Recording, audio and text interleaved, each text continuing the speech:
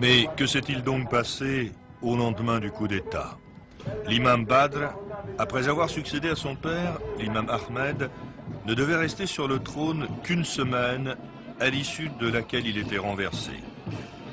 Il parvenait cependant à s'enfuir, à gagner l'Arabie Saoudite, où il regroupait des partisans avant de revenir pour combattre le nouveau pouvoir républicain.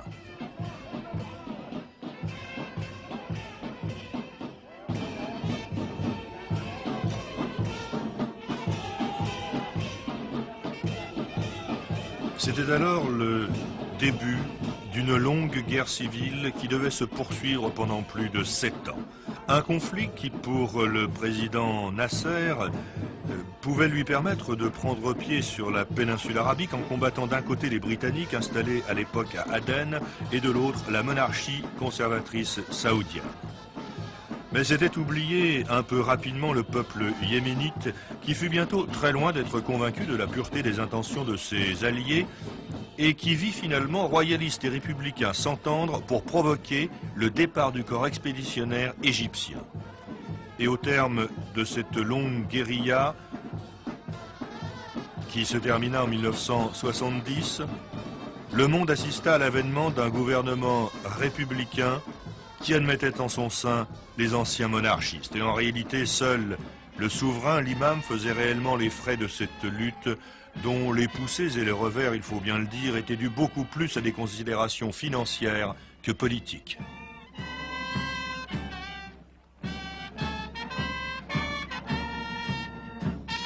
Et il reste au moins de cette révolution la persistance des subsides du grand voisin saoudien et cette remarquable façon de défiler